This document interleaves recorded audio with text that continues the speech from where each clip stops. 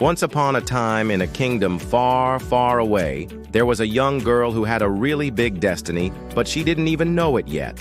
This girl would sneak out of her house at night and ride her horse around the kingdom, and one night she met a handsome prince, and they fell in love. They got married and had a son, and lived happily ever after. Or maybe that was a different story. Yeah, that was a different story. See? This is the real story of Joan of Arc. Hi, I'm Eli Knowles, and welcome to my channel where I tell all the stories. Well, not all, just the ones I know and the ones I haven't thought of yet. But today I get to tell you the story of Joan of Arc. So, once upon a time in a kingdom far, far away, there was a young girl named Joan, and she had a really big destiny, but she didn't even know it yet. She lived in a small village with her family and spent her days doing chores and playing with the other kids. But Joan wasn't like the other kids. See, Joan was special.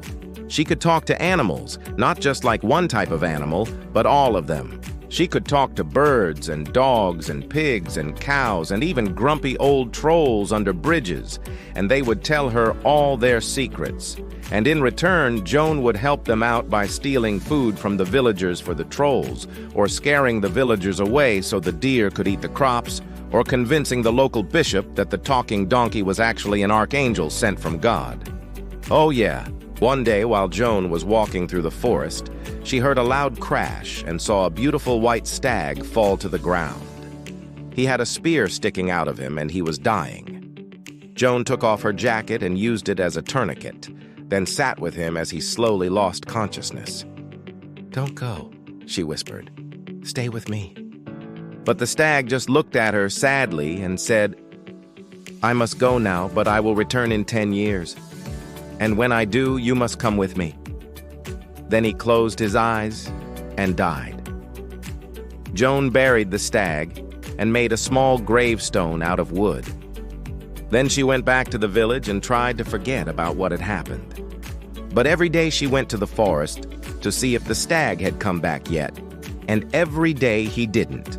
And Joan started to lose hope. But one day, 10 years later, she was walking in the forest and she heard a loud crash. And when she went to go see what happened, there was the white stag, looking more magnificent than ever, and he was alive. And he looked at Joan and said, "It's time, Joan, come with me." Joan was scared, but she knew she had to go. So she followed the stag into the forest, deeper and deeper until they came to a clearing.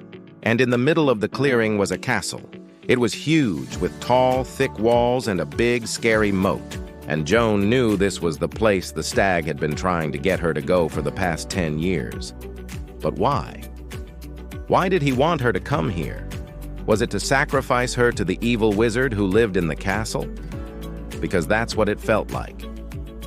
As she got closer to the castle, she could feel all the evil inside it, oozing out like poison. And suddenly, a huge, ugly troll came out from behind the castle wall and started stomping towards her. He was so big and mean-looking, Joan started to cry. But then she remembered the stag's words. "Come with me," he had said. Well, he hadn't said anything else, but Joan figured if he wanted her to come inside, he was probably going to protect her from whatever was outside. So she walked right up to the troll and asked, "Can I come through now?" The troll looked at her for a second, then bowed down low and said, "Of course, Your Highness, anything for you." And Joan walked right through the front door and into the castle. Hey, I'm Eli. Now stay tuned for more stories only on this channel. And don't forget to like and subscribe. Bye.